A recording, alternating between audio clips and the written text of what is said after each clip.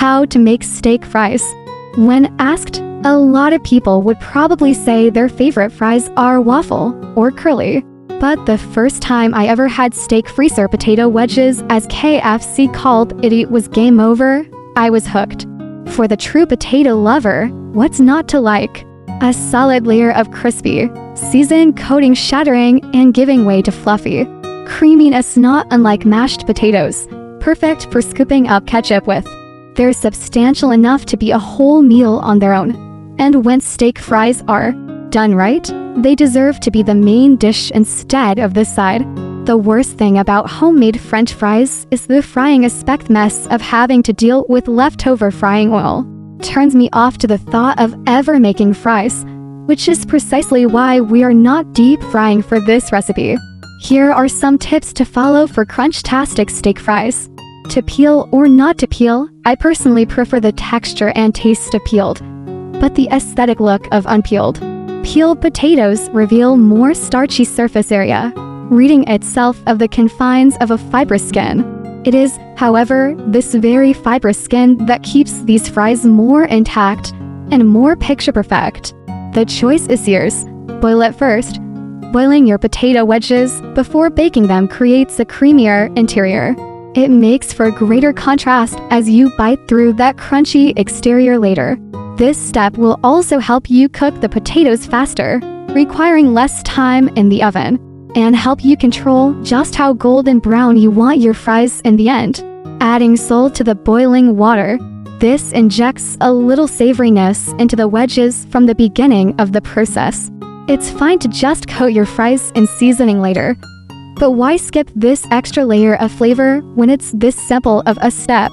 Adding vinegar to the boiling water.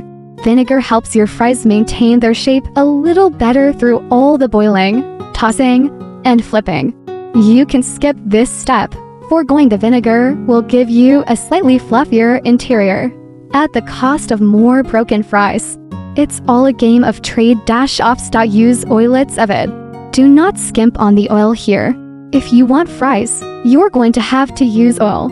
Even though we're not deep frying here, we are basically using enough oil to coat the fries, so that they undergo a shallow fry cooking process in the oven. As for whether or not you can cook with extra virgin olive oil, the answer depends on whom you ask. I say yes, you can. Of course, use whatever oil you prefer here. Use cornstarch. Tossing your wedges in oil and cornstarch will create a coating that is sure to turn crunchy during the bake and stay crunchy for quite a while after. While you can have fries that have a certain degree of crisp without cornstarch, the chances of them staying crunchy after they cool are slim. Cornstarch and oil will make crunch a certainty.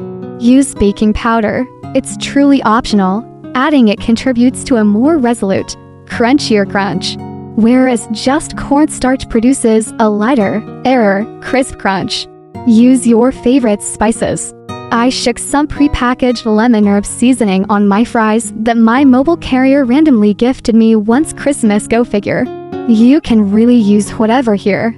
Go plain and simple with salt and pepper, or go snacky with some ranch powder or Old Bay. For a little bit of heat, you can sprinkle on some homemade Cajun seasoning, taco seasoning, or burger seasoning. 8 TBSP extra virgin olive oil, divided for large russet potatoes, cleaned and cut into thick wedges. 3 TSP kosher salt, divided to TSP white vinegar. 3 TBSP cornstarch, 1/2 TSP baking powder to TSP. Spices of your choice. 1. Step 1. Adjust an oven rack to center and lower position, and preheat to 425. Brush 2 large baking sheets with 2 tablespoons oil each. 2. Step 2. Place potatoes, 2 teaspoons salt, and vinegar in a large pot and cover with cold water. Set pot over medium heat and bring to a boil. Cook until semi-translucent and knife tender, about 8 minutes. Drain potatoes and gently pat dry with paper towels.